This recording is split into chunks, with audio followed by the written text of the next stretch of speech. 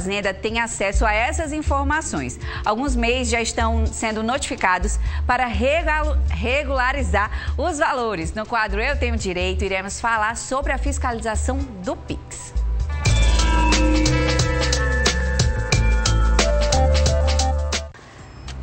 Já estou aqui com ela, que todas as quartas tira aí as nossas dúvidas.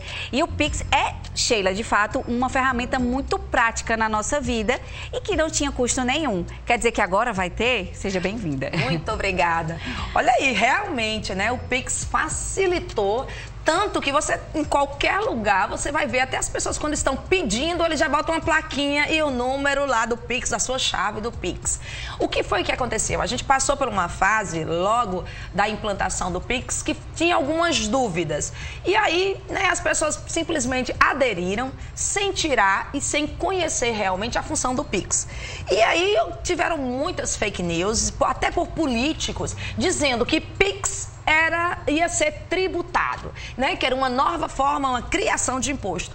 E não é. Então, é importante que você que é MEI, você está começando a sua carreira como empresário, você entenda que o Pix é um meio de pagamento na mesma espécie que é o cartão de crédito. Só que no Pix, o dinheiro vai sair imediatamente da sua conta e vai para a conta, né, da pessoa que você está pagando. E olha que já estão fazendo Pix parcelado, programado. Então, assim, lembre, Pix é só um meio de pagamento. Para você entender que se você é um MEI, você não tem algumas obrigações que as grandes empresas têm, né? Você tem alguns MEIs que não é obrigado a tirar nota fiscal, você às vezes, você não tem que manter uma contabilidade completa, mas pense bem, você é MEI, você ou vende ou presta serviço, ou vende o seu serviço, ou você compra e vende mercadorias, ou você ali faz os dois ao mesmo tempo.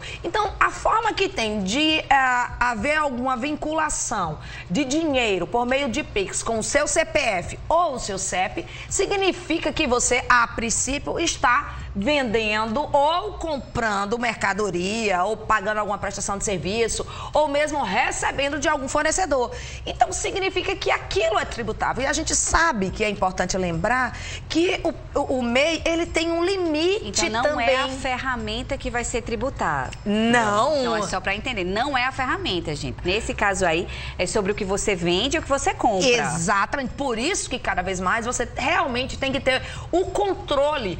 E aí aquela história, sabe? Que a gente acaba sendo muito informal. Muitas vezes alguém passa um Pix aí. Não, pode passar um Pix pro meu. Toma aí a chave, passa aí um Pix. Se você é um MEI, fica subentendido para o Estado, principalmente se está vinculado ao seu CNPJ, que aquilo ali, a origem daquele crédito em sua conta é referente de alguma prestação de serviço. Então, você tem que tomar muito cuidado, porque se você está recebendo para essas contas, para essa chave que está vinculada ao seu CNPJ, o Estado da Paraíba, ele já está consciente e, olha, eu digo muito sobre isso. A gente vive um Big Brother tributário. O Estado sabe mais sobre o que eu consumo, que eu sou meio descontrolada, do que o próprio contribuinte. Por exemplo, se você vai para uma farmácia, ele pede o seu CPF às vezes para lhe dar aquele desconto, né? Mas se você for para o mercado, supermercado, e você ultrapassa R$500, o Estado da Paraíba vinculou como uma obrigação acessória todos os comerciantes. Se for acima de R$500, ele é obrigado a informar o seu CPF. Então, lá quando escolhe, na verdade, eles perguntam, você quer informar o CPF? Passou de R$500, tem que informar. Exatamente. Você não é obrigado a dar seu CPF, mas o vendedor, quem você está comprando o serviço ou o produto, ele é obrigado. Porque é uma vinculação, uma obrigação acessória. Ele pode dizer, então eu não te vendo. Se você não quiser me dar seu CPF acima de R$500, eu não vou te vender. Porque eu tenho essa obrigação junto ao Estado, eu tenho que informar. As pessoas acabam, de uma certa forma, não vejo problema nenhum, vai. Mas quem tem conta descoberto, quem realmente não declara o seu trabalho, quem não declara as fontes de renda, aí é onde vem as notificações. É um problema, por exemplo, às vezes você vai comprar um bolo e vai dividir com o pessoal faz um Pix para você. Se você é MEI, Exato, tá vendo? Como você já falou, uma coisa certa. Eu me lembro que a gente alertou também com cartão de crédito. A pessoa física, né? Você tem ali um salário que você declara para a Receita Federal, tá tudo direitinho. Só que se Deus o livre, você precisar cair na malha por alguma desinformação e a malha puxar os seus dados, ela pode puxar o seu consumo de Pix. Agora, todas as suas que entrou na sua conta por Pix, isso no automático, gente, é um cliquezinho, botou o seu CPF, a Receita tem como puxar um relatório do que entrou e o que saiu da sua conta por meio do Pix. E também em relação ao cartão de crédito, né? Então, o cuidado agora é redobrado. Então, se você empresta o cartão de crédito, isso pode... Imagina, você ganha 3 mil reais, seu cartão de crédito chega a 4, 5... Tem alguma coisa... De onde está vindo esse dinheiro que você não está oferecendo para tributação e você tinha que pagar imposto de renda sobre ele? Então, em relação ao Pix e ao MEI, é exatamente porque ele tem um teto, um limite para produzir. E o estado da Paraíba já está fiscalizando isso já há um tempo, apesar de que ela faz o seguinte, que é coisa rara, foi um começo. Ela te notifica para você regularizar. Aí depois é que pode vir as sanções, né? Tipo uma mãe que olha assim e fala, eu estou vendo o que você está fazendo. É melhor você corrigir, porque se eu pegar... Tem pergunta agora dos nossos telespectadores, Sheila.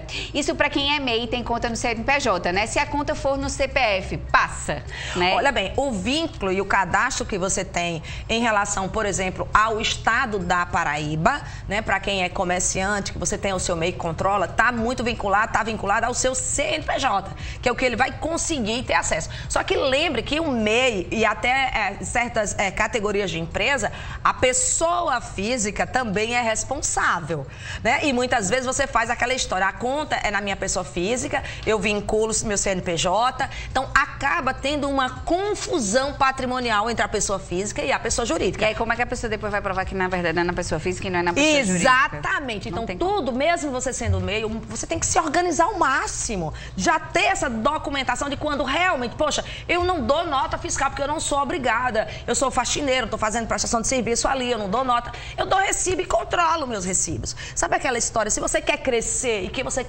pensa grande, que você está começando agora a prestar serviço de manutenção de computador, está começando agora a dar aula, então assim, você já tem que pensar e se organizar e ter esse controle de caixa, o que entrou, o que saiu, o que você comprou para poder fazer os seus bolos, as suas quentinhas. Então você tem que começar a ter esse controle. E o máximo que você fizer é o seguinte: Pix é forma de pagamento, é crédito que vai entrar na sua conta ou que vai sair da sua conta. É essa forma que você tem que entender. Quando você não declarava que você passava no dinheiro, tudo bem, o dinheiro não deixa rastro se for em espécie, mas o Pix agora não tem jeito. E aí tem pergunta dos nossos telespectadores, está valendo desde quando? Olha, quando a Receita do Estado da Paraíba, quando ela avisou, ela retroagiu para janeiro. Mas e por que ela teve toda essa possibilidade? Porque houve a autorização do CONFAZ. É porque é um meio de pagamento. Pix é um meio de pagamento.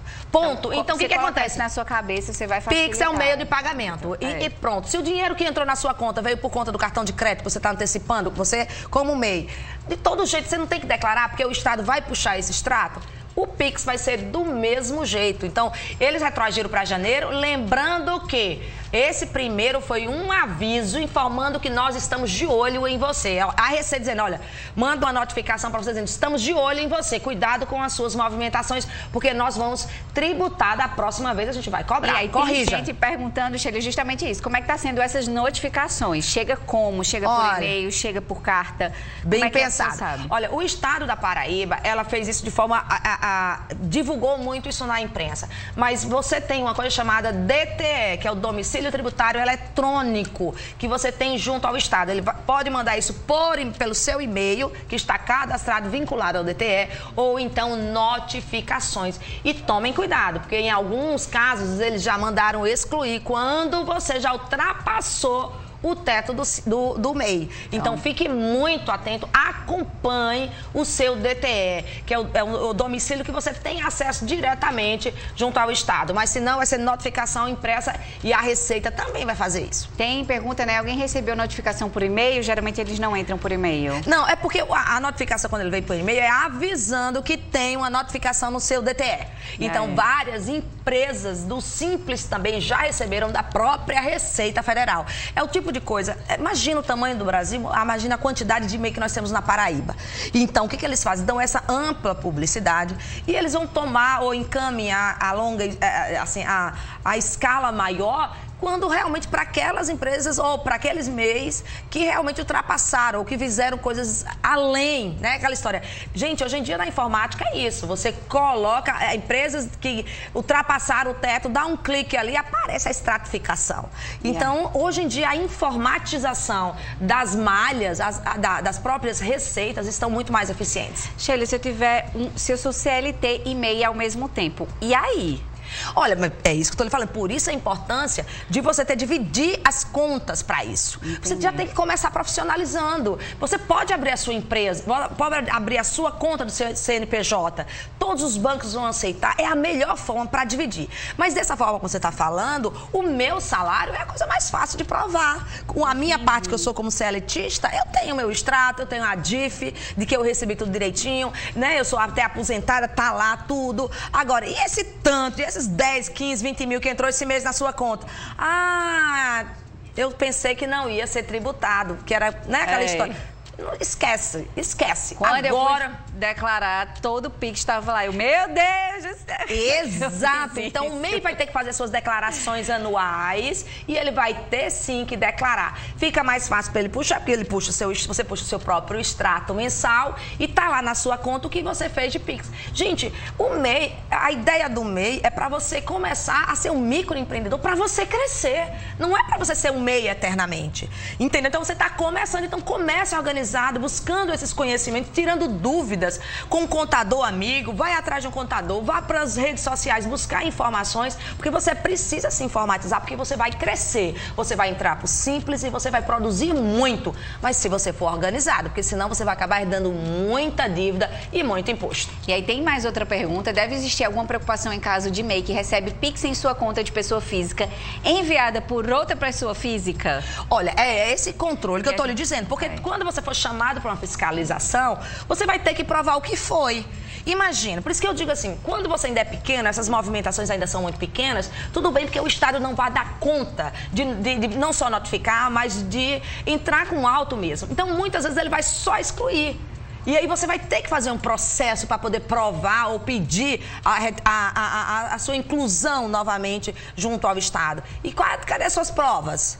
Como é que eu sei que aquele pagamento foi de uma pensão que entrou? A ideia é sempre vincular, se você já tem uma conta, ao seu CNPJ, porque senão vai pela pessoa física. E outra pergunta, serve para todos os estados ou isso começou aqui na Paraíba? Todos os estados já foram autorizados pelo CONFAZ, não tem nada que impeça, não tem nenhuma ação judicial suspendendo, nada para dizer que é quebra de sigilo bancário, não existe, isso acontece também com compra de cartão de crédito. Isso aconteceu há muitos anos, né? Foi a primeira vez em que as receitas, elas deram esse start em relação a quem recebeu pagamento por cartão de crédito. Todas as empresas estavam sonegando. Isso é sonegar. Se entrou dinheiro de alguma forma por meio de cartão de crédito, por meio de PIX na sua conta, tem que ser oferecida a tributação. Ou você pagando ou não, porque o MEI, né, nem paga, porque o valor é fixo, mas isso indica muitas outras coisas, como você ser desqualificado do MEI. Tem mais perguntas? Se eu fizer a transferência, exemplo, de uma conta de pessoa física para uma pessoa física, conta também, tirando o valor que eu ganhei do mês?